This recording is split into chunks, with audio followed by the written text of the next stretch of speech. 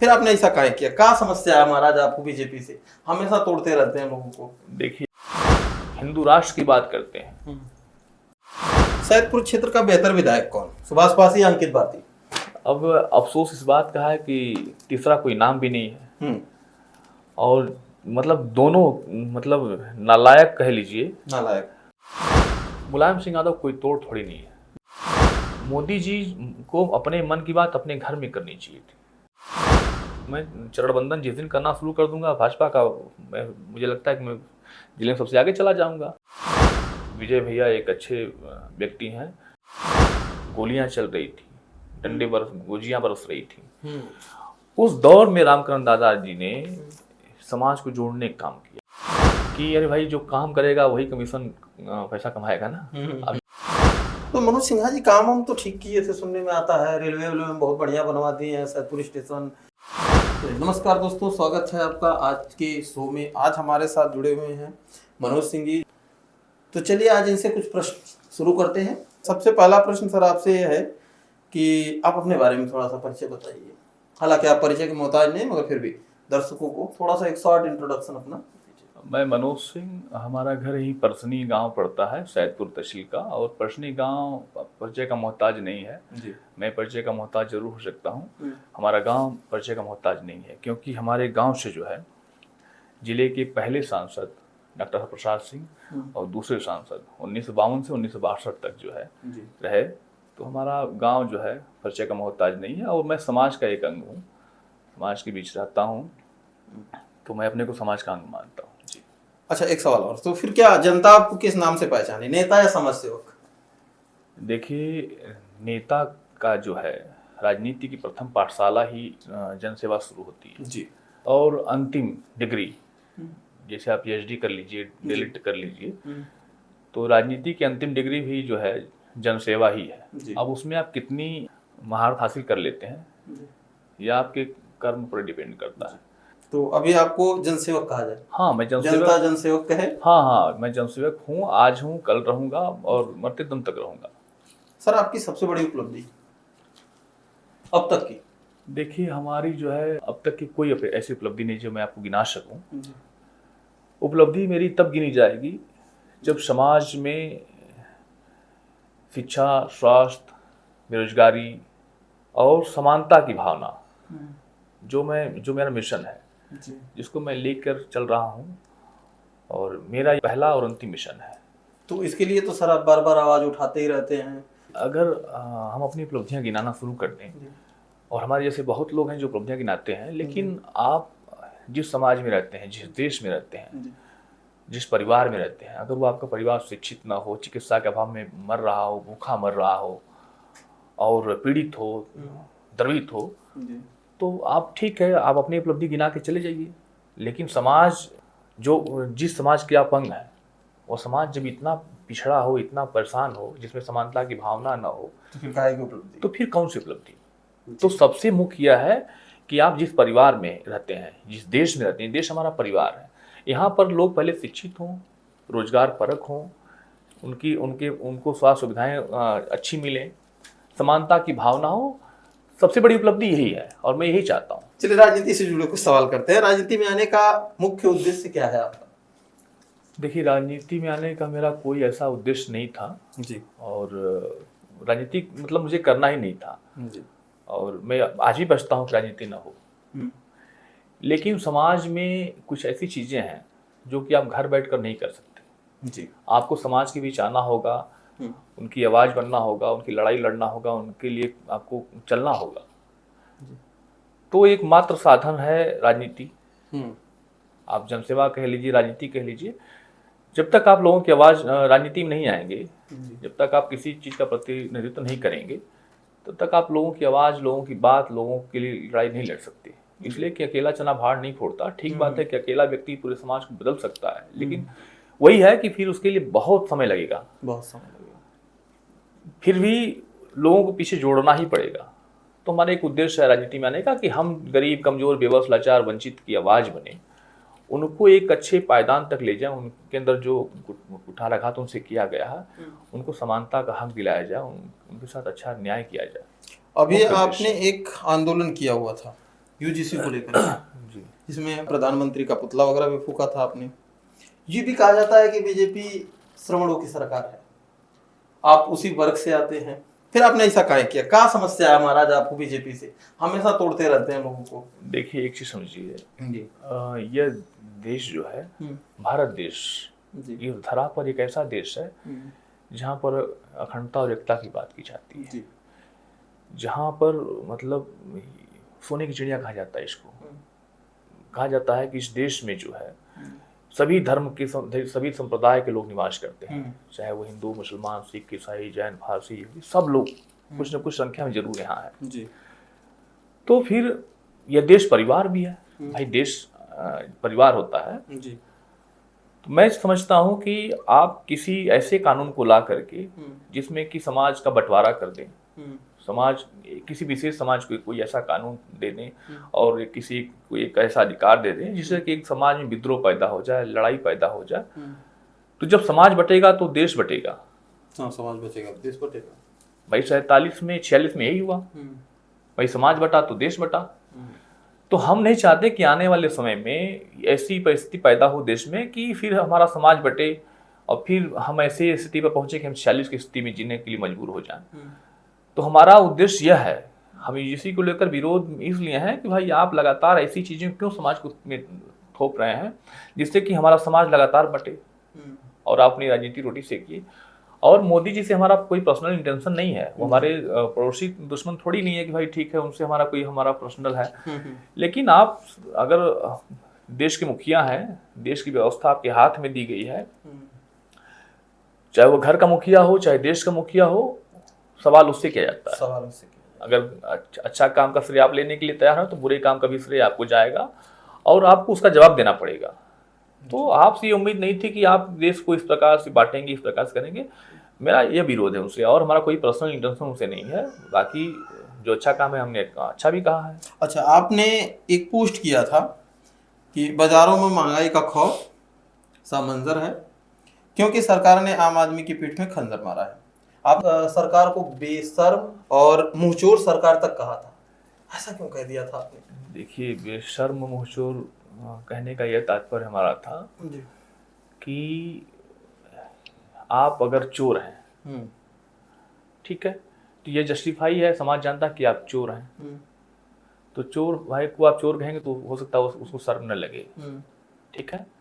लेकिन अगर मनोज सिंह कहते हैं कि हम ईमानदार हैं, हम इन चीज़ों से दूर रहेंगे, हम कुरीतियों को खत्म करेंगे, महंगाई को खत्म करेंगे, भ्रष्टाचार को खत्म करेंगे, और फिर आप वही काम करते हैं, तो फिर उस चोर से बड़े चोर हम हैं जी। तो अब हो गया ना कि मुंह चोर, मतलब आप इधर उधर की बात करते हैं, आप बेशर्म हैं, आपको शर्म नहीं आती है। तो हमने इसलिए टारगेट किया था कि आप जिस एजेंडे को लेकर के, जिस मुद्दे को लेकर के 2014 में आप आए थे, आप उस एजेंडे को, उस मुद्दे को भूल चुके हैं। आपके पास एक एजेंडा, एक मुद्दा रह गया, धर्मवाद, सांप्रदायिकतावाद, लोगों में फैलाना, लोगों में बांटना। बस इसके अलावा आपके पास कोई ऐसा मुद्दा नहीं रह गया जिस पर कि आप ऐसा काम करके दिखाए हो कि आम जनमानस को कुछ लाभ पहुंचा हो। इस पर हमने लिखा था। आपने एक और पोस्ट किया था, हम आपकी रिसर्च करते हुए हम आपके पोस्टर तक पहुंचे जी, तो हमें दिखा कि आपने कहा कि ईसाई मिशनरी गतिविधियां बढ़ रही हैं देश में और भविष्य में हिंदू संस्कृति और सभ्यता पर इसका प्रभाव पड़ेगा। ये क्यों कहा था? देखिए, एक चीज समझिए कि आपका जो व्यक्तित्व है, आपकी जो पहचान है, ठीक बात है, आप सब कुछ हासिल कर लीजिए, सब कुछ पा लीजिए, लेकिन आप अपने व्यक्तित्व को, अपने सम्मान को, अपनी पहचान को आपको बचा कर रखना पड़ेगा। अगर आप उसको नहीं बचा पा रहे हैं तो समझिए कि आप सब कुछ हासिल कर लीजिए, कोई फायदा नहीं है। ये भारत देश जो है हिंदू बहुल देश रहा है और हिंदू सभ्यता जो है बहुत पुरानी सभ्यता है। इसमें से निकल करके हम जहाँ तक हम इतिहास पढ़े हैं, हमें जहाँ तक ज्ञान है, हम समझते हैं कि इसमें से ही निकल करके जैन हुए, बौद्धिस्ट हुए, यहूदी हुए, फारसी हुए, मुस्लिम हुए, सब लोग इससे निकल करके सब लोग इससे निकल करके हुए, ठीक है। तो ठीक है, सबके अपनी अपनी विचारधाराएं, अपना अपना सबका सम्मान है, सबका व्यक्तित्व, कोई दिक्कत नहीं है। लेकिन जब हम बात करते हैं हिंदुत्व की, हिंदू राष्ट्र की बात करते हैं, हमारे कुछ ऐसे नेता हैं, कुछ ऐसे धार्मिक गुरु भी हैं जो कि हिंदू राष्ट्र के लिए तमाम आंदोलन करते हैं, तमाम बातें करते हैं, और इस सरकार में खासकर हिंदू राष्ट्र के लिए तमाम प्रकार की बातें होती हैं। तो फिर ये बताइए कि आजादी के 70 साल बाद, 70 साल तक जितने लोग कन्वर्टेड नहीं हुए अन्य जातियों में, अन्य धर्मों में, आज 2014 के बाद ग्राफ डाटा निकाल के आप देख लीजिए, 2014 से 2026 तक के बीच में ईसाई मशीनरियां इतनी तगड़ा काम कर रही हैं कि क्रिश्चियनिटी जो है मतलब हर गांव, हर गली, हर मोहल्ले में लोग अपना रहे हैं। और सरकार जो हिंदुत्व की बात करती है, हिंदुत्व के एजेंडे को लेकर लड़ाई लड़ती है, लोगों को बरगलाती है, वो सरकार मौन है। तो ऐसा क्यों हो रहा है? इसका मुख्य कारण क्या है? क्या हिंदू धर्म में वो सारी चीजें नहीं है जो ईसाई धर्म में मिल रही हैं, या ऐसा नॉलेज हिंदू धर्म में नहीं है? मेरा जहाँ तक मानना है और मैंने जहाँ तक पढ़ा हुआ है कि जो हमारा सनातन धर्म रहा है उसमें जो भी ज्ञान और विज्ञान रहा है, जैसे हमारे वेदों में जितने भी ज्ञान विज्ञान हैं वो आज तक नहीं बन पाया। आधुनिक समय में भी एआई की बात हम लोग कर लें, आज के समय में एआई चलता है कि आर्टिफिशियल इंटेलिजेंस आधुनिक तौर के हथियार हैं जो खुद टारगेट करके मारने की क्षमता रखते हैं, मगर मार करके वापस आने की क्षमता नहीं रखते, वहीं ध्वस्त हो जाएंगे।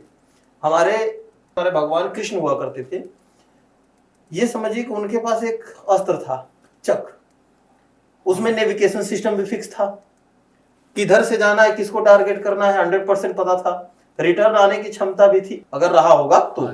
ये सारी चीजें उसमें थी जी। इतना एडवांस टेक्नोलॉजी का वेपन जो कि आज से बहुत सालों पहले था, वो हिंदू धर्म के पास था, फिर भी लोग इतना आधुनिक और इतना धार्मिक और इतना वैज्ञानिक धर्म को छोड़ करके किसी और धर्म में जा रहे हैं। क्यों? देखिए, सबसे बड़ी चीज है ना कि ज्ञान की का अभाव और विश्वास की एक बात होती है। आप विश्वास जब करेंगे किसी भी चीज में तो आपको उसमें से कुछ निकल कर आएगा। और हमारा देश जो है वही जाति धर्म मजहब में अटका हुआ है, लोगों को ज्ञान भी नहीं है। ज्ञान के अभाव में ही आप मतलब समझिए कि हमारा देश गुलाम रहा। ज्ञान का अभाव था। ब्रिटिश हुकूमत जो इतने दिन तक राज किया, भाई वो हम उसमें हमारी जनसंख्या 35-40 करोड़ थी, और 500 आए थे और राज किए। तो यही है, उसी प्रकार से कुछ जो ईसाई मशीनरियां काम कर रही हैं, इसी प्रकार से काम कर रही हैं, और हम जो है मौन साधे हुए हैं, चुप बैठे हैं, सिर्फ बयानबाजी की। हाँ, बयानबाजी करते हैं। और हमारा कोई मोटो नहीं है कि हम समाज में अच्छा करें, हमारा मोटो है कि हमारी कुर्सी हमारी बची रहे, हमारी राजनीतिक रोटी चलती रहे, यही मोटो है। तो इस पर हमने सवाल खड़ा किया था, और सरकार को चाहिए, मैं आपके माध्यम से कहना चाहता हूँ कि सरकार को चाहिए कि ऐसे एजेंडे जो लोग चला रहे हैं उनके खिलाफ सख्त सख्त कार्रवाई करें, और अपने लोगों के प्रति एक सहानुभूति बरते कि उनको कैसे ट्रीट करना है। राम मंदिर बना, देश में खुशी थी, आपको भी खुशी रही। बिल्कुल। उसमें ये कहा जाता है कि एक वर्ग मुस्लिम जिसके साथ बहुत अन्याय हुआ, क्या ऐसा सच में अन्याय हुआ? क्या आपको लगता है कि उनके साथ अन्याय हुआ? नहीं, बिल्कुल नहीं हुआ। देखिए, यह प्रोपेगेंडा है जी। इस भारत देश में वसुधैव कुटुंबकम का नारा दिया जाता है जी, और सच में है भी जी। किसी देश में आप चले जाइए, इतने धर्म और इतने संप्रदाय, इतने मजहब के लोग नहीं मिलेंगे आपको।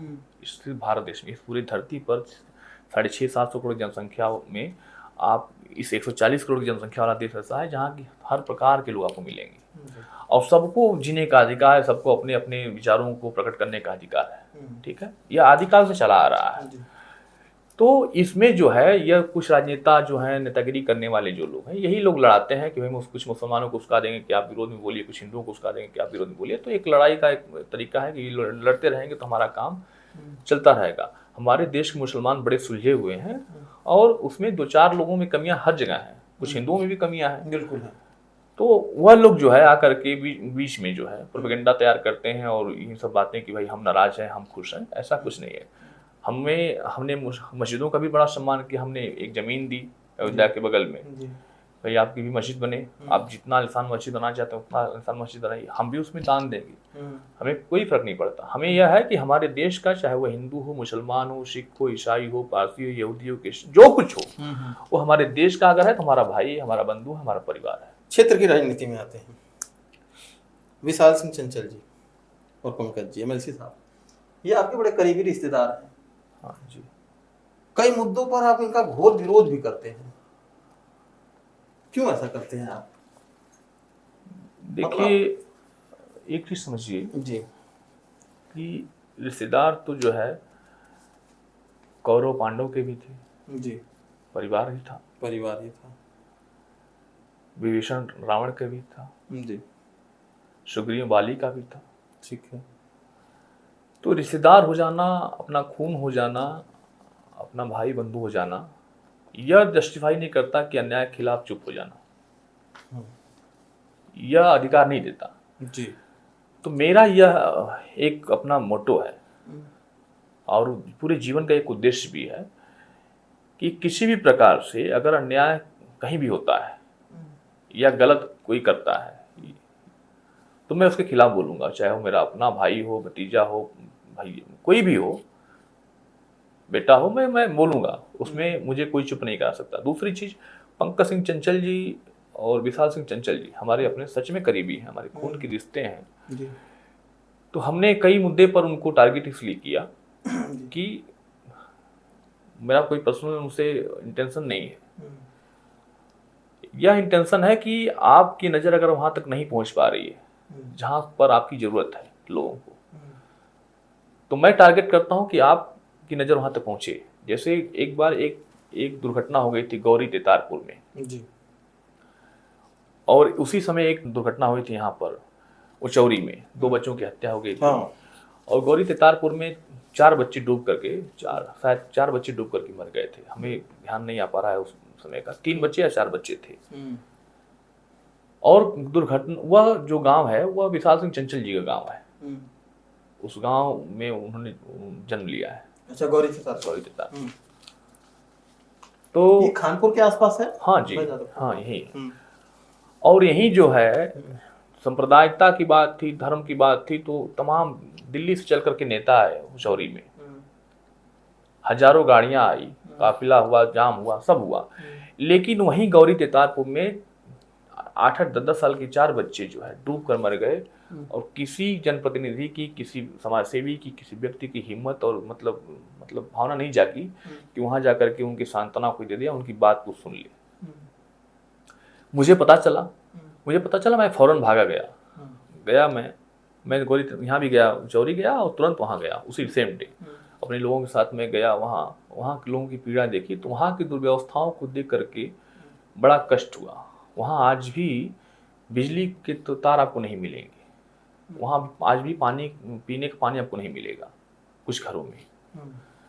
वहाँ जो प्राथमिक विद्यालय है, जो लोग आज ढिढोरा पीटते हैं, विकास ब्लॉक प्रमुख से लेकर के, विधायक से लेकर के, जिला पंचायत से लेकर के, कि हमने अपने क्षेत्र का सर्वांगीण विकास किया, वो एमएलसी का गांव है। उस गांव के प्राथमिक विद्यालय में आज भी जो है, हम जब गए थे उस समय तक तो खड़ंजा तक नहीं था, आप खेत की मेढ़ियों से होकर के प्राथमिक विद्यालय जाते हैं। तो मैं वहीं से टारगेट किया था एमएलसी साहब को, विशाल सिंह चंचल जी को, कि शायद एमएलसी साहब ये भूल चुके हैं कि पहले घर में दीपक जला करके बाहर जला जाता है, घर की मंदिर में। और जब आप समझिए कि प्रकाश जी की स्थिति ये रहती है, किसी गांव में, किसी जिले में, किसी तहसील में कोई लड़का आगे निकल जाता है तो उस गांव में खुशी का माहौल होता है कि हमारे क्षेत्र का लड़का आगे गया है, हमारे लिए बड़ा गौरव का विषय है। तो जब विशाल सिंह चंचल एमएलसी बने होंगे तो उस समय भी उस क्षेत्र के लोगों में बड़ा हर्ष रहा होगा, बड़ा गौरव का विषय रहा होगा, बड़ा खुश दिवाली मन रही होगी कि भाई हमारे क्षेत्र का लड़का आज एमएलसी बन गया जिले का, देश का, हमारे समाज का विकास होगा, हमारे क्षेत्र का विकास होगा। तब हमको दुख हुआ, तो हमने टारगेट किया था उनको और कई मुद्दों पर हमने बोला था। तो ठीक बात है कि एमएलसी साहब ने उसको संज्ञान लिया और वहाँ पर पीपा पुल का निर्माण करवाया, शायद हो रहा है, पैसा अलॉट हो गया है, जो कटान था उसके लिए पैसा दिलवाया। तो कुछ चीज़ें संज्ञान लिया है और मैं आज फिर कहना चाहता हूँ आपके माध्यम से कि हमारा किसी से कोई पर्सनल इंटेंशन नहीं है, वह इन चीज़ों पर ध्यान दें जो कि उनके क्षेत्र में आता है। और पंकज सिंह चंचल को भी हमारा यही रहता है कि भाई हमने, लेकिन एक चीज़ ध्यान रखिएगा, मैं किसी से, चाहे वो पंकज सिंह चंचल हो, चाहे विशाल सिंह चंचल हो, चाहे जिले का कोई प्रतिनिधि हो, कोई नेता हो, कोई व्यक्ति हो, मुझे यह नहीं कह सकता कि मैं ठेकेदार भी रहा हूँ। मनोज सिंह 1 रुपये का हमसे उनसे लाभ लिया, कोई लाभ आज तक नहीं, ना कोई पर भी कोई किया होगा हमारी आज तक। इसलिए मैं मुखर के बोल भी लेता हूँ। बिल्कुल, अगर कोई एहसान होता हाँ, या कोई हाँ, तब मैं दब जाता, तो नहीं बोल तब पाते। दब जाता, इसलिए मैं बोलता हूँ, चम के बोलता हूँ जी। तो आप पे मुकदमा भी था देशद्रोह का, मैंने सुना था, कितनी सच्चाई है इसमें, और अगर है तो क्यों हुआ था? देखिए ये बात, देशद्रोह का मुकदमा बहुत बड़ा मुकदमा होता है, कहाँ हो गया था? ये बात सन 2017 की है। था, सच में था? हाँ, मतलब देशद्रोह नहीं था, 124A था, राजद्रोह में आता है। अच्छा, राजद्रोह। तो शुरू में तो हमको भी कंफ्यूजन हो गया कि लोग बोले देशद्रोह, हमारे वकील बोले कि देशद्रोह लग गया। तो भाई देशद्रोह क्यों लग गया? तो एक ऐसा इंसिडेंट हुआ था कि मनोज सिन्हा जी रेल राज्य मंत्री हुआ करते थे, स्वतंत्र प्रभार संचार मंत्री भी हुआ करते थे। ठीक है। और किसी कारण से हमने उनका एक दिन ही में ही 5 जगह पुतला दहन किया। अच्छा, मनोज सिन्हा जी? 5 जगह। क्या कारण रहा उसका? हमें मतलब उनकी कुछ चीज़ों से ठेस पहुंचा था, वो जातिगत विषयों पर चर्चा को लेकर के। हमें लगा कि नहीं, अगर आपने गलत बयानबाजी किया है, हमें दुख हुआ, हमने उनका पुतला दहन किया। जाति विशेष को लेकर के कुछ बात ऐसी आ गई थी, व्यवस्थाओं को लेकर के, उस पर हमने उनका पुतला दहन किया। तो सैदपुर तहसील, फिर नंदगंज, फिर चोचकपुर, और हमने लास्ट पुतला जो दहन किया था जिलाधिकारी कार्यालय और पुलिस अधीक्षक कार्यालय के जस्ट सामने किया था।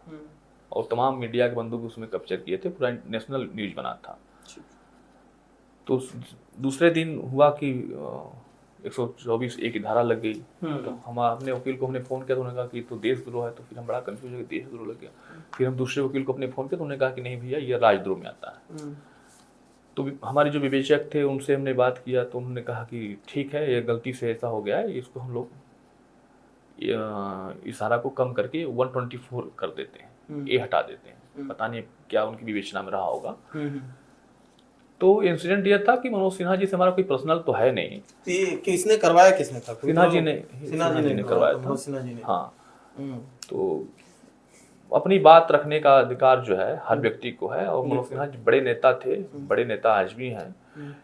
और मुझ जैसे कार्यकर्ता की, मुझ जैसे आम आदमी की बात जो है, अगर उनको गंवारी लग गई और मुझ जैसे लोगों पर अगर ऐसी धाराओं में अपराध संज्ञा कराया गया, तो ये मुझे लगता है कि ये नहीं होना चाहिए था। तो मनोज सिन्हा जी काम हम तो ठीक किए थे, सुनने में आता है, रेलवे में बहुत बढ़िया बनवा दिए हैं, सैदपुर स्टेशन, और यार कुछ काम ठीक किए थे, ट्रेन में भी 2-4 तो बढ़िया चलवाए थे। देखिए एक चीज समझिए, आप जब आपने बात कर दिया सिन्हा जी की, जी जी, सिन्हा जी सच में बढ़िया नेता हैं, बढ़िया उनकी अपनी क्वालिटी है, एक छवि है, एक ऐसी उनकी छवि है जो कि सबको कैप्चर करने की छवि है, मतलब अपनी तरफ आकर्षित करने की छवि उनकी है। इसमें वो माहिर है, लोगों को अपनी तरफ कैसे आकर्षित करना है, उनसे बड़ा खिलाड़ी पूरे जिले में कोई नहीं है इस मामले में जी। लेकिन जब काम की बात आप करेंगे, तो एक बार की बात है, एक बड़े नेता हमारे पास बैठे थे, और वही सैदपुर विधानसभा के हैं और भाजपा के बड़े नेता हैं जी, नाम कहिए तो ले लें। बिल्कुल, आप स्वतंत्र हैं। कलराज मिश्रा जी के हम लोग बैठे थे। अच्छा।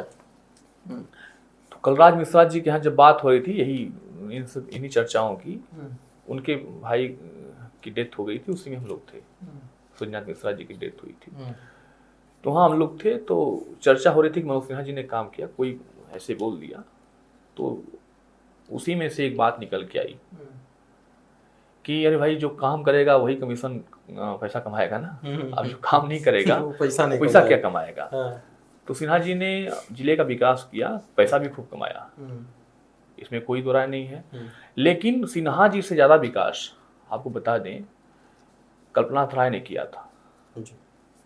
आप जब कंपैरिजन करते हैं कि सिन्हा जी ने विकास किया, तो सिन्हा जी के पास जो पद था, सरकारें थी राज्य से लेकर के केंद्र तक, लेकिन कल्पनाथ राय ने जो काम किया मऊ में, वो सिन्हा जी नहीं कर पाए। तो कंपैरिजन ये इसलिए मैं कर रहा हूँ कि आपके पास जब पूरी ताकत हो, पूरी व्यवस्था आपके पास हो, और आप 2-4 काम ऐसे कर दें, जैसे अब ताड़ी घाट पुल का एक निर्माण उन्होंने अच्छा किया। बहुत मुद्दा उठता है ताड़ी घाट पुल का, अभी चालू नहीं हुआ, फिर भी हाँ, फिर भी नहीं हुआ, मतलब काम किए मगर चालू ही नहीं हुआ अभी तक। तो एक ही वो बड़ा काम कर पाए। बाकी आप रेल राज्य मंत्री हैं, पूरे देश का वो है, आपके पास कार्य क्षमता है, तो आप अगर सैदपुर में एक शेड बनवा दें, एक लोको यहाँ बनवा दें, और यार में छोटा छोटा काम गिना दें, तो ये बहुत बड़ी उपलब्धि नहीं है। ये आप बलिया जाके देख लीजिए, आप बनारस जाके देख लीजिए, आप गाजीपुर देख लीजिए, आप चंदौली देख लीजिए, तो अगर आप चहुओर भी को विकास करते तो अब ये होता है आप विकास पुरुष हैं। ये विकास पुरुष की कोई परिभाषा ऐसी होती नहीं। ठीक बात है कि अंधों में काना राजा की बात है, कोई नहीं, चलिए भाई सब जायज है। हाँ, वो की कहावत है ना, जहाँ पेड़ न परा वहाँ रेड़ पर धान। हाँ, वही है। चलिए, रामकरण दादाजी क्षेत्र की एक हस्ती एक समय में थी, ऐसा हमने सुना है। मैंने व्यक्तिगत उनको देखा भी नहीं है। आपका क्या विचार है, उनका क्या योगदान रहा है क्षेत्र के लिए, और आप उनको किस नजरिए से देखते हैं? देखिए, रामकरण दादाजी एक नाम नहीं था। मैंने तो देखा है, मैं मिला भी उनसे हूँ, लेकिन हमारा कोई बहुत ऐसा उनसे लगाव नहीं था, संबंध नहीं था, लेकिन पारिवारिक रिश्ता था, तो हम आते जाते रहते थे। 1-2-3 बार हमारी मुलाकात उनसे पर्सनल है। लेकिन रामकरण दादा एक ऐसे व्यक्तित्व थे कि एक परिवार को लेकर चलना लोगों के लिए बड़ा दुभर हो जाता है। और उस समय वह व्यक्ति जो है, जिस समय की हमारे यहाँ सांप्रदायिकता की जो है आग लगी हुई थी, आप पता करिएगा, सैदपुर विधानसभा और जब ये लोकसभा थी, तो यहाँ सांप्रदायिकता की आग लगी हुई थी, जातिवार लोग बटे हुए थे, गोलियां चल रही थी, डंडे गोजियां बरस रही थी। उस दौर में रामकरण दादाजी ने समाज को जोड़ने का काम किया, और सिर्फ जाति विशेष लोगों पर नहीं, अन्य जातियों के लोगों को भी उन्होंने पूरे समाज को इकट्ठा किया। पूरे समाज को उन्होंने आगे बढ़ाने का काम किया। तमाम लोगों को विधायक बना दिया, सांसद बना दिया, अध्यक्ष बना दिया, और बड़ा मतलब अच्छा योगदान रहा क्षेत्र के लिए। हाँ, गजब। पूर्वांचल के गांधी कहे जाते हैं। हाँ, इसमें कोई दो राय नहीं है, इसमें कोई दो राय नहीं है कि पूर्वांचल गांधी थे, इसमें कोई दो राय नहीं। बड़े अच्छे व्यक्तित्व थे, और उनके जैसा व्यक्तित्व अब होना बड़ा मुश्किल है। उनके सुपुत्र जी विजय जी, और शायद अजय जी नाम है एक लोग का। हाँ, एक अजय जी। ये लोग क्षेत्र से गायब रहे। दादाजी इतने योगदान दिए, एक्टिव रहे, उनकी फैमिली में कोई अभी एक्टिव है नहीं बहुत, क्या कारण है? देखिए, यह समय का चक्र है, चलता रहता है, और अपनी अपनी सबकी परिस्थितियां हैं, सबकी अपनी अपनी व्यवस्थाएं हैं। अब उन क्या कारण है को लोग एक्टिव नहीं हो पाए, लेकिन होना चाहिए था। विजय भैया एक अच्छे व्यक्ति हैं, उनके अंदर अच्छे राजनीति का गुण भी है, और उनके एक नाती हैं, विजय भैया के एक लड़के हैं, राहुल जी। वो थोड़े एक्टिव दिखते हैं। हाँ, एक्टिव हैं, पढ़े लिखे हैं, उनको समाज में आना चाहिए, अपने समाज का दायित्व निभाना चाहिए, जो भी तो आना चाहिए। देखिए, राजनीति में अच्छे लोगों का पदार्पण बहुत जरूरी है, ईमानदार लोगों का पदार्पण बहुत जरूरी है, इसलिए कि जब तक ऐसे लोग नहीं आएंगे समाज में, समाज आगे नहीं जा पाएगा। और गरीब, कमजोर, बेबस, लाचारों की आवाज जो है, जो दादा जैसे लोग उठाते थे, वो फिर कोई नहीं उठा पाएगा। अच्छा, मोदी जी मन की बात करते हैं, उनका एक कार्यक्रम चलता है, हालांकि प्रेस कॉन्फ्रेंस वो करते नहीं हैं, तो मन की बात करते हैं, उससे भी आपको दिक्कत है? देखिए, मैं बोलूंगा तो हो सकता है आपको बुरा लगे, लोगों को बुरा लग जाए, मैं इसलिए बहुत कम बोलता हूँ। लेकिन देखिए, एक आज आपने पूछ दिया तो हम बता रहे हैं आपको कि मन की बात और जन की बात, दोनों में अंतर समझिए।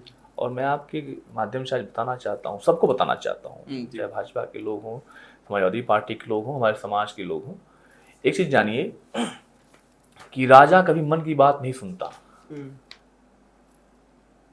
राजा जन की बात सुनता है, समझिए। तो मोदी जी को अपने मन की बात अपने घर में करनी चाहिए थी, अपने परिवार में करनी चाहिए।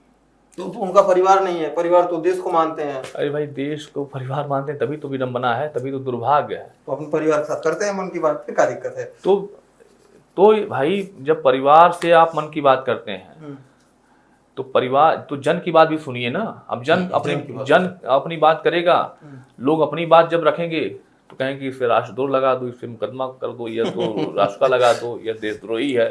बड़ी तो समस्या। यह बहुत बड़ी समस्या है। तो यह पहले समझना होगा कि राजा को अपने मन की बात करनी पड़ेगी या जन की बात करनी पड़ेगी।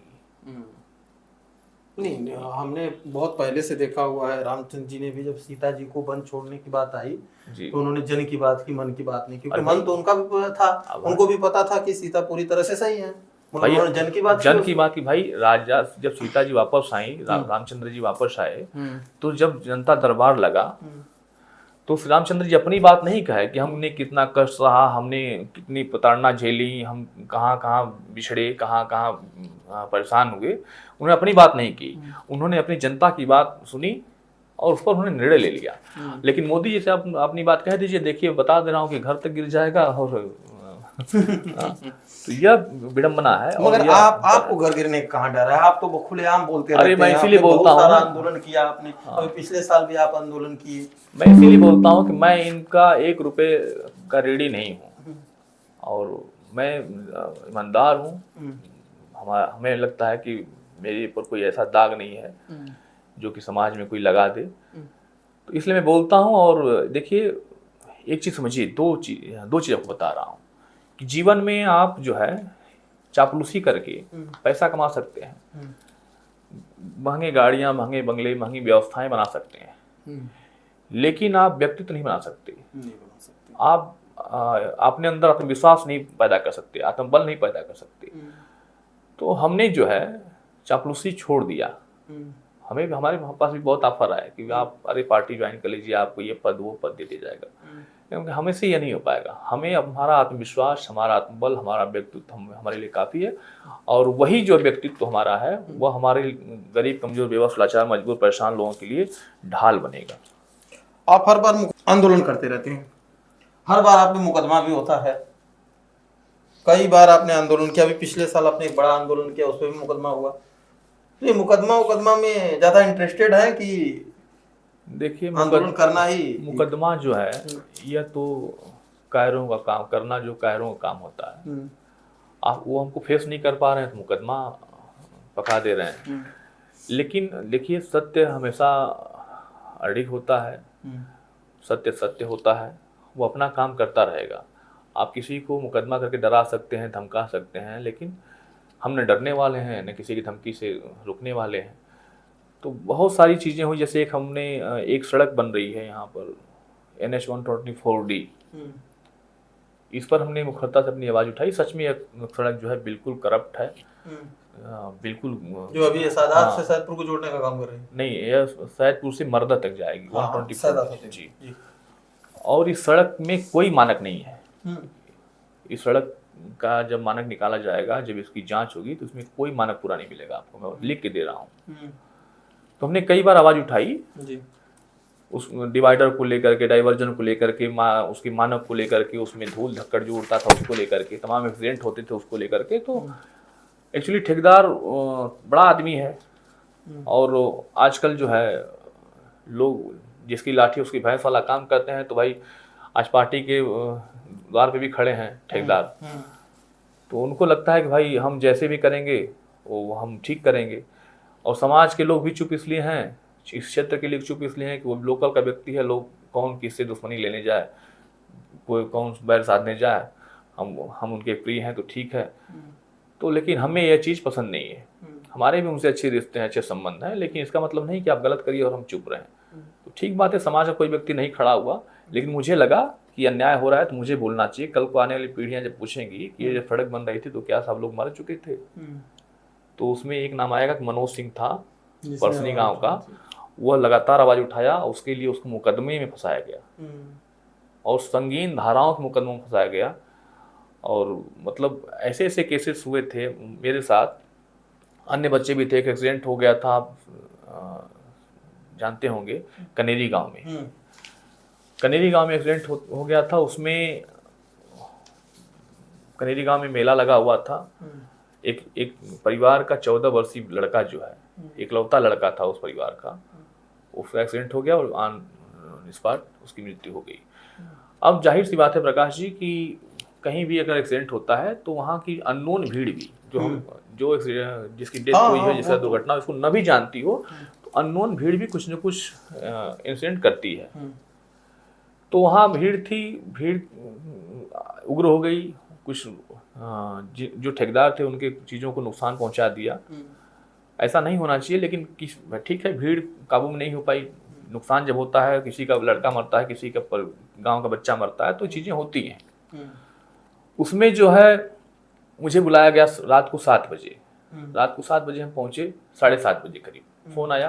ये दुर्घटना करीब 2:30 बजे की है। 7:30 बजे हमें फ़ोन आया कि ऐसी दुर्घटना घट गई। तो हम भी चले गए मौके पर। मौके पर गए तो वहाँ देखे तो लोग बड़े उग्र थे, लोगों के अंदर बड़ा दुख था, पीड़ा थी। और मोहन सिंह, गंगासागर सिंह जी का यह टेंडर है, तो उनकी ही गाड़ियाँ थी।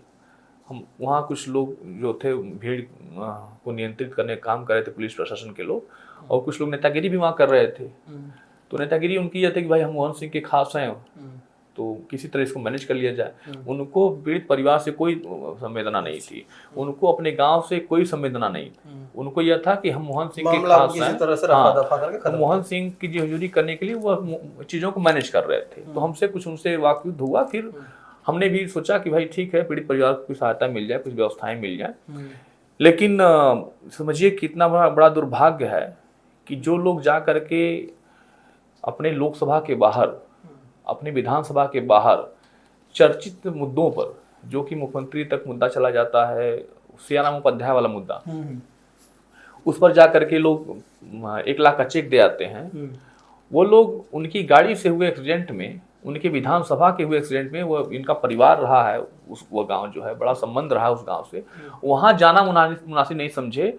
और तो और समझिए कि कितना बड़ा दुर्भाग्य कह लीजिए कि मतलब उस गांव के लोगों के ऊपर, 9 लोगों के ऊपर नामजद संगीन धारा मुकदमा दर्ज करा दिया गया, और 36 अज्ञात लोगों के खिलाफ मुकदमा दर्ज करा दिया गया तोड़फोड़ के लिए। और ऐसी ऐसी धाराएं लगा दी गई जिसमें कि मतलब नॉन अवेलेबल है, उसमें मैं भी था।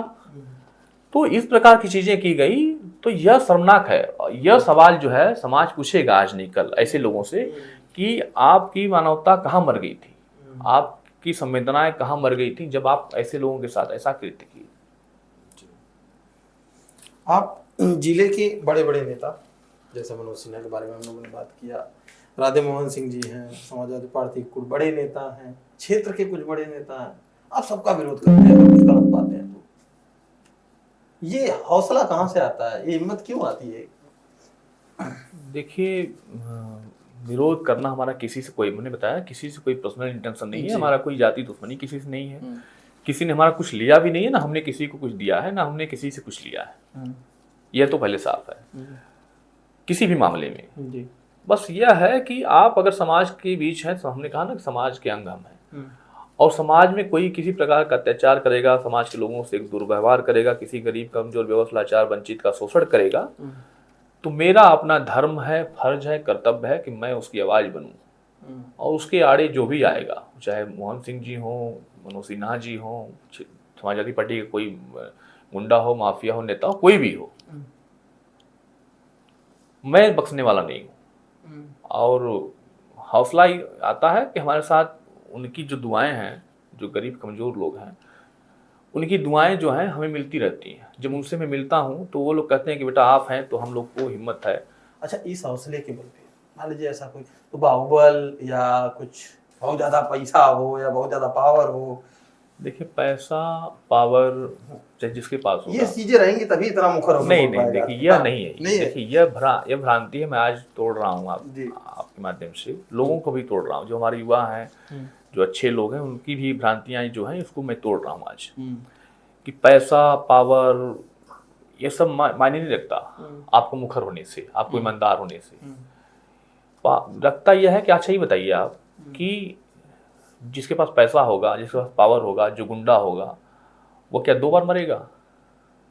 नहीं सर, हम बताएं, अभी मान लीजिए एक आम आदमी है, हाँ, इसके पास पैसा पावर नहीं है, 10 लोग जाएंगे उठवा लेंगे उसको। अरे भाई पूछ तो रहे हैं कि जो उठवा लेगा वो 2 बार तो नहीं मरेगा, वो भी एक ही बार मरेगा। एक ही बार मरेगा। भाई मनोज सिंह को कोई गोली मार दे, मैं मानता हूँ मैं सबके खिलाफ बोलता हूँ, ठीक है, मुझे कोई गोली मार दे, लेकिन आपके माध्यम से मैं पूछना चाहता हूँ, अगर कोई गोली मार देगा मुझे, तो क्या मेरी उम्र उसको लग जाएगी?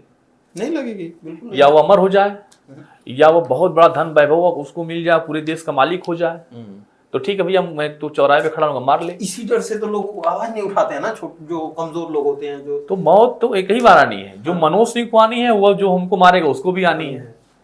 तो यह तो तय है।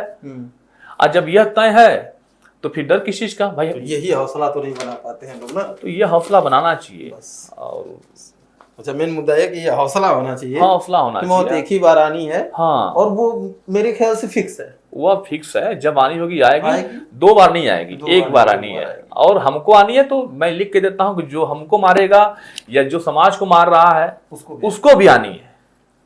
हमारा पहला मिशन समझ लीजिए, अंतिम मिशन समझ लीजिए, हमारे जीवन का यह है कि मेरी ताकत जहां तक हो, मेरे हाथ जहां तक जाए, मेरी नजरें जहां तक जाए, अगर कोई भी, मैं तो सोशल मीडिया पे डाल चुका हूँ, मैं तो कहीं अगर मंच मिल जाता है तो मैं कहता हूँ कि क्षेत्र के किसी बच्चे को अगर ऐसा लगता है कि वह पैसे के भाव में नहीं पढ़ पा रहा है, शिक्षा से वंचित रह जा रहा है, वो मनोज सिंह को तुरंत फ़ोन करे।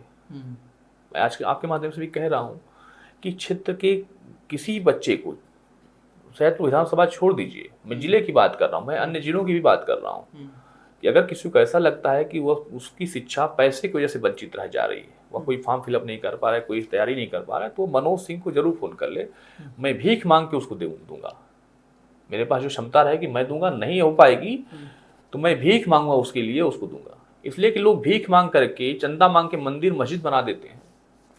जी, मदन मोहन मालवीय जी, BHU। हाँ, तो आज का ट्रेंड है कि लोग मंदिरों के लिए चंदा मांग रहे हैं, मस्जिदों के लिए चंदा मांग रहे हैं। तो अगर मनोज सिंह को लोगों की शिक्षा और स्वास्थ्य के लिए चंदा मांगना होगा, भीख मांगना, तो क्यों नहीं मांग सकते? बिल्कुल मांगेंगे।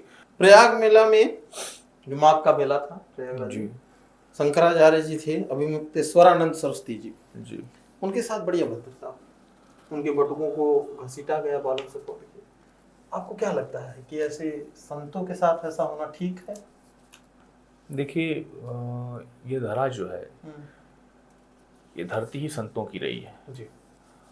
और पूरा जो कल्चर है, पूरा जो नेचर है, प्रकृति है, हमारा समाज है, ये उनके ही लिखे गए आदि ग्रंथों पर हम लोग चल रहे हैं। जी। मानते हैं आप इस चीज़ को? भाई हम कहीं ना कहीं उसी चीज़ों को का अनुसरण करते हैं, उसी पर आगे बढ़ते हैं। ठीक है, हम कहीं ना कहीं अलग से रास्ता ढूंढ लें, लेकिन शुरुआत हमारी वहीं से होती है। तो हम इतने बड़े तो अभी नहीं है कि संतों पर टीका टिप्पणी करें। और हम किसी को नहीं मानते कि संतों से बड़ा जो है, जो संत समाज के लिए अपना परिवार त्याग देता है, घर द्वार त्याग देता है, तो उसके खिलाफ ऐसे काम करना, और भी बटुकों का जो हुआ था, बटुकों के साथ जो दुर्व्यवहार हुआ था, यह दुर्भाग्यपूर्ण है। और इस सरकार में तो हम उम्मीद नहीं करते थे।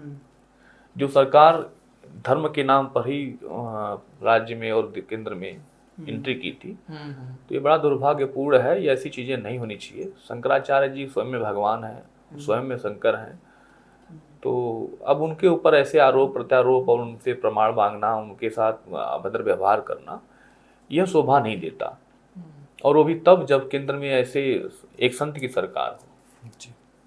प्राथमिक विद्यालय मर्ज हो रहे थे, आपने रोकने के लिए इतना बड़ा कदम उठाया कि आपने खून से पत्र लिखा। जी, इसके बारे में पूरा बताइए। देखिए, ये बात अभी पिछले साल की है। जी। और एक फरमान जारी हुआ हमारे यहाँ राज्य सरकार का कि जो भी प्राथमिक विद्यालय हैं और माध्यमिक विद्यालय हैं जिनमें बच्चे कम हैं, उनको मर्ज किया जाएगा एक दूसरे में। तो हमें भी यह संदेश मिला, हमने भी देखा मीडिया के माध्यम से और सोशल मीडिया पर। तो फिर हमने जानकारी की और इस पर जो है मुखर हुए और हमने पत्र लिखा कि भाई आप जो है लोगों से सब छीन लीजिए, आप रोटी छीन लीजिए, रोजी छीन लीजिए, आप उनका सब कुछ छीन लीजिए, लेकिन शिक्षा मत छीनिए। आप कुछ दे भी नहीं रहे हैं, तो कम से कम आप जो गरीब कमजोर बेबस लाचार मजदूर लोग हैं, जो कि दिन भर दिहाड़ी करते हैं, 400 रुपया कमाते हैं, फिर अपने परिवार को आगे ले जाते हैं, अब उनके बच्चों से आप अगर शिक्षा छीन लेंगे, उनके बच्चों से आप शिक्षा दूर कर देंगे, तो ये बड़ा मुश्किल हो जाएगा। और बहुत सारे लोग पलायन की में करके नौकरी करते हैं बाहर जा करके, तो उनके घर की माताएं बहनें जो हैं वो अपने बच्चों को 8 किलोमीटर 10 किलोमीटर कैसे ले जा करके मतलब स्कूल पहुंचाएंगे, ले आएंगे। और प्राथमिक विद्यालय मतलब समझिए कि 5 से 12 साल तक के बच्चे, तो बच्चे 7-8 किलोमीटर का दूरी कैसे तय कर पाएंगे। इसलिए हमने लिखा था खून से चिट्ठी। ये खून हमारा किस काम का, जब ऐसे मुद्दों पर ना काम आए, ऐसे समाज के हित के में काम ना आए, तो ये खून तो रहा नहीं फिर। तो हमने सोचा कि इसको निकाला जाए। हाँ, हमसे कई लोगों ने, कई मित्रों ने कहा, कई लोगों ने भी कहा कि आपको जेल हो सकती है, आप पर धाराएं लग सकती है, ऐसा आप काम कर रहे हैं। हमने कहा यार देखिए, वही है कि मतलब जेल होगी, धारा हो लगेगी, मतलब जो भी दंड लगेगा इस शरीर को ही लगेगा ना, अगले जन्म में तो नहीं लगेगा। तो लगना है तो इसी जन्म में लग जाने दो, जो लगना है, लेकिन हमें चलने दो, हमें करने दो। ठीक है। नरेंद्र मोदी जी के नेतृत्व को आप कैसे देखते हैं? कोई मतलब नहीं है। देखिए, नरेंद्र मोदी जी जिस चीज को लेकर आए थे उन सब चीजों में फेल्योर हैं। उनका 11 साल का जो कार्यकाल रहा, वह समझिए कि बस प्रोपेगेंडा में रहा, झूठ पर आधारित रहा, जुमले पर आधारित रहा। उनका अपना खुद का व्यक्तित्व उन्होंने स्थापित नहीं कर पाया।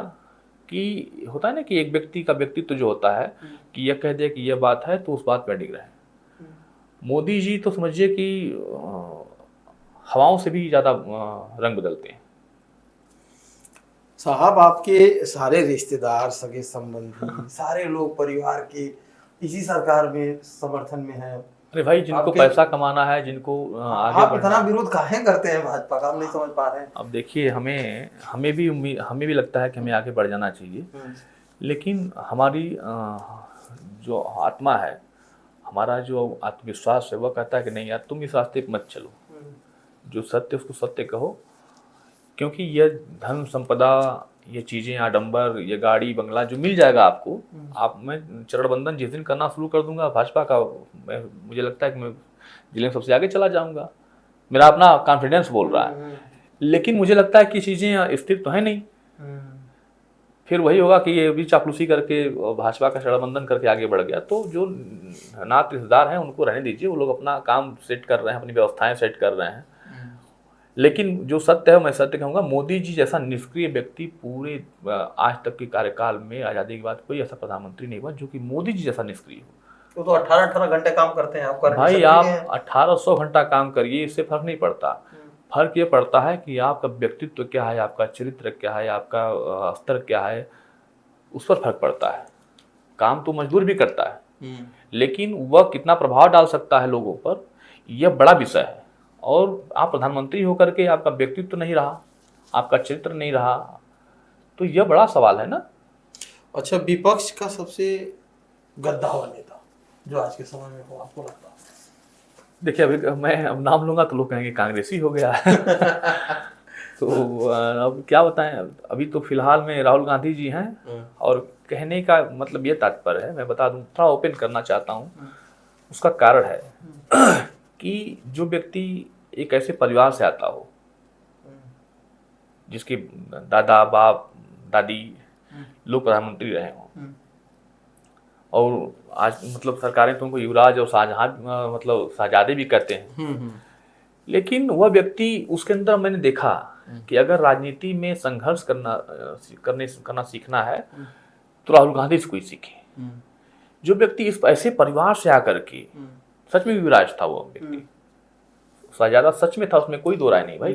जो जिसका एक पीढ़ी, 2 पीढ़ी, 3 पीढ़ियां जो है प्रधानमंत्री रहा हो, हाँ, उस पूरे देश में राज किया हो, उस व्यक्ति को एक समाज लगातार, देश की 140 करोड़ जनसंख्या का एक हिस्सा जो है, 30% हिस्सा लगातार ट्रोल कर रहा हो, प्रधानमंत्री से लेकर के उसके मंत्रिमंडल से लेकर के सारे लोग, सारी सिस्टम उसके खिलाफ अगेंस्ट हो, और लगातार उसके खिलाफ जांच से लेकर के तमाम चीजें बैठा रहा हो, फिर वो व्यक्ति लगातार समाज की बात कर रहा हो, समाज की लड़ाई लड़ रहा हो, तो ये बड़ा विषय है। लोग डिमोटाइज हो जाते हैं, लोग तो पार्टियां ज्वाइन कर लिए, बहुत सारे लोग तो पार्टियां ज्वाइन कर लिए। आज मुख्यमंत्री और मंत्री बन के बैठे हुए हैं। वो भी चाहता व्यक्ति तो सरेंडर हो जाता, चुप मारता, छोड़िए, जाने दीजिए, भाड़ में जाए पार्टी और समाज, हमें अपना जीवन जीना है, हमें ऐसी की जिंदगी जीनी है। लेकिन वो व्यक्ति लगातार लड़ाई लड़ा, लगातार मुखर रहा, तो यह बहुत बड़ा विषय है। इसलिए मैं उसको मानता हूं कि वह व्यक्ति आने वाले राजनीति का आइडियल है। अब रैपिड फायर में समय कम, छोटा सा जवाब, चलें। सटीक जवाब। सबसे पसंदीदा नेता? ऐसा कोई हमें दिखा नहीं, कल्याण सिंह जी थे और मैं उनको कुछ मामले में बड़ा पसंद करता अटल था। बिहारी वाजपेयी जी? हाँ, कह सकते हैं, लेकिन कल्याण सिंह के मैं करीब रहा इसलिए मैं कह रहा हूँ। सबसे पसंदीदा राजनीतिक व्यक्तित्व? आप इंदिरा गांधी को कह सकते हैं। इंदिरा। सबसे पसंदीदा जगह, आपकी फेवरेट प्लेस? मेरी जन्मभूमि। मेरी जगह। राजनीति एक शब्द में? जनसेवा है। बेहतर गृह मंत्री अमित शाह या राजनाथ सिंह? अमित शाह का तो नाम ही मत लीजिए, मैं तो हाँ उसको राजनाथ सिंह से अमित शाह का कोई कंपैरिजन नहीं है। राजनाथ अपने आप में एक महत्वाकांक्षी व्यक्ति हैं और वो अच्छा काम किए उन्होंने, और यह व्यक्ति तो किसी लायक नहीं है, तो बन गया। तो मतलब अभी राजनाथ की तरफ हाँ हाँ, वो तो एक्सीडेंटल व्यक्ति है। बेहतर मुख्यमंत्री यूपी आदित्यनाथ योगी जी या अखिलेश यादव जी? देखिए, दोनों को हम बेहतर नहीं कह सकते कुछ मामले में। हाँ, दोनों लोगों में बहुत सारी कमियां हैं। कुछ लोग जातिवाद को बढ़ावा देते हैं, उसमें फंस गए। कुछ लोग सांप्रदायिकतावाद को बढ़ावा देते हैं, उसमें फंस गए। दोनों लोग फंस गए धर्मवाद और जातिवाद में। उसमें उन्होंने मैं तीसरा ऑप्शन अगर आपके पास रहता तो मैं कहता मायावती जी। अच्छा, चलिए। बेहतर समाजवादी नेता मुलायम सिंह यादव या शिवपाल यादव? मुलायम सिंह यादव कोई तोड़ थोड़ी नहीं है, कोई तोड़ नहीं है। कोई तोड़ नहीं। बेहतर राष्ट्रीय स्तर के नेता नरेंद्र मोदी जी, राहुल गांधी जी? राहुल गांधी बेशक। बेहतर संगठन बनाने की क्षमता अमित शाह या सोनिया गांधी जी? अच्छा, ही बताइए कि अमित शाह की तुलना सोनिया गांधी से कर रहे हैं। वह महिला जिसने अपना पति खोया हो, अपनी सास खोई हो, और वह उस सदमे से निकल करके और फिर सरकार बना ली हो। आप समझिए, यूपीए सरकार 10 साल उसने चलाया, सोनिया जी ने चलाया, और बड़े तरीके से राष्ट्रीय अध्यक्ष भी रही। तो उनके जैसा संगठनात्मक क्षमता किसके पास हो सकता है? ये लोग तो ऐसे हैं, आज आए कल चले जाएंगे। तो ये भी तो ताड़ी पार होकर के गृह मंत्री बने हुए हैं। अरे भाई, ताड़ी पार होकर गृह मंत्री बनना और एक महिला जो कि इस घर से निकल करके समाज को संभाल ली, तो बड़ा नाम है। अच्छा, बेहतर जन नेता कौन, नरेंद्र मोदी जी या अखिलेश यादव जी? देखिए, दोनों लोग की अपनी अपनी अलग अलग छवि है। नरेंद्र मोदी जी अपने चीज़ों में महारत हासिल किए हैं और अखिलेश जी अपने में महारत हासिल किए हैं। सैदपुर क्षेत्र का बेहतर विधायक कौन, सुभाष पासी या अंकित भारती? अब अफसोस इस बात का है कि तीसरा कोई नाम भी नहीं है, और मतलब दोनों मतलब नालायक कह लीजिए। नालायक। तो उसका जो एकदम पर्यायवाची शब्द होगा, एकदम थर्ड क्लास, वह है दोनों के लिए हमारा। तो मान लीजिए कि सुभाष पासी तो कभी कभी भी दिख भी जाते थे विधानसभा में, अंकित भारती तो नहीं दिखते हैं, ऐसा आरोप बहुत बार लगता है उनके पे। देखिए, मतलब उन लोगों को विधानसभा से कोई मतलब नहीं है। मैं बता दूं, चाहे सुभाष पासी हो चाहे अंकित भारती हो, इनको अपनी जेब भरने से मतलब है। कोई जाके मुंबई भरता है, कोई जाके नोएडा भरता है। एक पॉडकास्ट हमने किया था, इसमें आयुष सिंह बमुंडी का। अच्छा जी। जिसमें उन्होंने कहा था कि हमने भी वोट दिया अपने परिवार के अगेंस्ट जाकर के समाजवादी पार्टी को जी, क्योंकि मुझे लगा कि अंकित भारती युवा नेता हैं, युवाओं के लिए कुछ करेंगे। मगर युवा नेता होने के बावजूद उनकी जो दिशा है वो बदल गई, वो दिखते ही नहीं है। तो उस पर एक कमेंट आया था कि जब भी कभी अंकित भारती से बात करने का प्रयास किया जाए तो उनके पिता ओपी भारती जी फोन उठाएंगे और कहेंगे कि हमको कर्ज दिए हो क्या कि बार बार फोन करते हो काम करने के लिए। ये कमेंट पड़ा हुआ है, अभी भी है मेरे पास। नहीं, कई लोग हमसे भी कहे कि भैया उनके खिलाफ आप क्यों नहीं बोलते हैं। हमने कहा कि देखिए, उनके खिलाफ बोलना मतलब उनको हवा देना है, तो उनको छोड़िए। चुनाव आएगा तो उनको समझा दिया जाएगा कि शायद विधानसभा की जनता क्या है। और मैं बड़ा खिन्न रहता हूँ कि भाई आप युवा थे और आप एक ठीक है, आप मनोज सिंह का विकास नहीं करते, आप क्षत्रियों का विकास नहीं करते। अब कहते हैं लोग कि क्षत्रियों से बैर रखता है, ब्राह्मणों से बैर रखता है। मैं मानता हूं कि आप किसी का विकास मत करिए। आप समाजवादी पार्टी से टिकट पर चुनाव जीते, आप मत करिए यादवों का विकास। मैं कहता हूं आप कम से कम, आप युवा थे, आप पढ़े लिखे थे, आप कर दिए होते SC ST हमारे हरिजन भाइयों का विकास। अब उनकी बेटियों को शादी कर दिए होते, कुछ लोगों को रोजगार दे दिए होते, कुछ लोगों को शिक्षा दे दिए होते। मैं मानता कि सारा कर्ज चुकता हो गया। आपने वो भी नहीं किया। हमारे विधानसभा कोई तो आगे बढ़ता, बिल्कुल मैं उतने में खुश रहता। नहीं किया। व्यक्ति एक नंबर का गद्दार व्यक्ति है समाज के लिए। क्षेत्र के विकास से कुछ सवाल। आपके क्षेत्र की सबसे बड़ी समस्या क्या है? देखिए, हमारे क्षेत्र की सबसे बड़ी समस्या है शिक्षा और चिकित्सा। बहुत बड़ी समस्या है। और चिकित्सा तो बहुत बड़ी समस्या है। इसके लिए हम लगातार आंदोलन भी करने को तैयार हैं और आगे भी हम काम करेंगे इस पर। आपको चुनाव भी लड़ने वाले हैं? देखिए, चुनाव हमारी जो है मजबूरी नहीं है और हमारा शौक भी नहीं है, लेकिन हालात ऐसे पैदा हो गए हैं कि हम चाहते हैं कि अगर चुनाव नहीं लड़ेंगे तो जो आवाज़ें दबी हुई हैं, जो चीज़ें रुकी हुई हैं, उसको हम वहाँ तक फिलअप नहीं कर सकते। चाहते हैं कि हमारा क्षेत्र कम से कम ऐसा हो जाए कि सैदपुर विधानसभा में अगर कोई घटना दुर्घटना कोई बात हो या इस जिले में कोई ऐसी चीज़ हो तो लोग एक कम से कम एक तरफ हो जाएं, एक मुखर हो जाएं, इस क्षेत्र की विकास की जो बात करें। इस पर मैं सबको एक करना चाहता हूँ। सड़क, शिक्षा, स्वास्थ्य, हाँ, क्या ये आपकी प्राथमिकता रहेगी? बिल्कुल रहेगी। मैं तो लगातार लड़ाई लड़ता हूँ इसके लिए। तो सड़क की बात करें, अभी आपने जैसा बताया कि एक सड़क पे आपने खूब विरोध भी किया था, उसके मानक पूरे नहीं हैं। हाँ जी। तो ये क्रॉसिंग है आपके यहाँ सैदपुर में जी, हमें लगता है कि ये मौत का अड्डा है। हाँ, बिल्कुल है। क्योंकि अगर कोई व्यक्ति क्रॉसिंग के उस पार बीमार हालत में फंसा हुआ है और बहुत इमरजेंसी में, तो स्वास्थ्य केंद्र तक पहुंचते पहुंचते उसकी मृत्यु होनी तय है। हाँ, अगर 2 क्रॉसिंग लग गए और 1 घंटा निकल गया, क्योंकि ट्रैफिक इतना है। जी।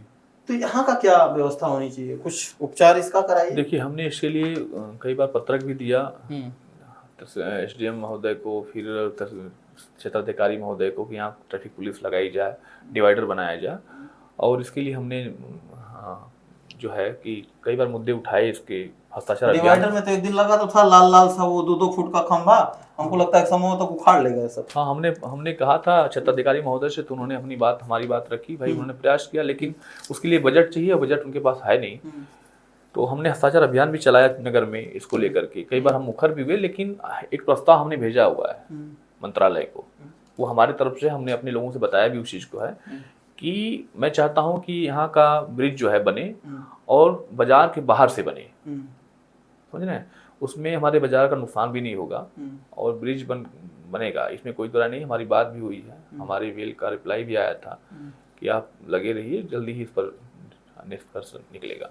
आपका ये जो सादात रोड है, हाईवे पे इसकी कनेक्टिविटी नहीं है। देखिए, यह तो क्षेत्र का दुर्भाग्य है और मैं कहता हूं कि हमारे क्षेत्र के लोग भी कुछ निकम्मे लोग हैं जो कि चापलूसी में जीवन बिता देना चाहते हैं। अपनी व्यथा को, अपने दुख को, अपनी पीड़ा को इसलिए नहीं कह पाते हैं कि सामने वाला नाराज हो जाएगा। अरे भाई, तुम्हारा जीवन नरक हो जाएगा, तुम्हारे आने वाली पीढ़ियों का जीवन नरक हो जाएगा, तुम लोग खाए बिना मर जाओगे, और सामने वाला राजा बन के ही क्या मतलब है? उनसे रिश्ता रखने का क्या मतलब है? तो अगली जब ये बन रहा था, हाईवे जब बन रहा था वो वाराणसी टू गोरखपुर, तब भी कुछ लोगों ने आवाज नहीं उठाई। और आज भी देखिए कि मतलब सब लोग मौन साधे हुए हैं। हाँ, क्योंकि अब तो ये खुद भी हाईवे बन गया है। तो हमने इसके लिए आवाज उठाया है और हमने मेल भी किया है, स्वयं गडकरी जी को मेल किया है इसको लेकर के। तमाम जो संबंधित अधिकारी हैं इसके एनएच के, उनसे भी हमने संपर्क साधा हुआ है। तो आश्वासन मिला है कि बनेगा, थोड़ा सा इंतजार कर लीजिए। लेकिन हमें लगता है कि इसके लिए हमें लड़ना होगा और इसको हम बनवा के रहेंगे, इसके लिए लड़ेंगे चाहे जो करना पड़े। क्षेत्र के विकास की आप 5 का विजन जब आप जीत कर आएंगे, क्या रहेगा? देखिए, एक छोटा पद है, कोई भी जो मैं चुनाव लड़ने जा रहा हूँ आगे। अभी हमारा जो है जिला पंचायत प्रमुखी को लेकर के थोड़ा सा हम है कि आने वाला चुनाव में इसमें हम अपनी भागीदारी करें। तो छोटा कार्यकाल है और हमारी शुरुआत भी है, लेकिन विजन हमारा यही है कि कम से कम हम कुछ न कर पाएँ तो कम से कम लोगों की जो कनेक्टिविटियाँ हैं, जैसे सड़क, गली के जो खड़ंजे हैं, इंटरलॉकिंग है, रोड है, चक रोड है, इन सब चीज़ों पर विशेष ध्यान दिया जाए।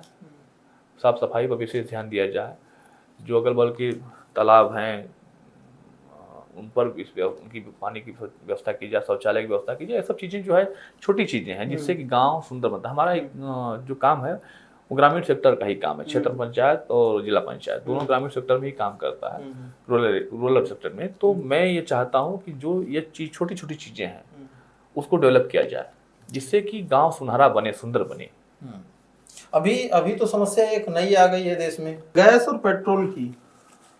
क्या दिक्कत है, और अगर है तो इसे कैसे संभाला जाए?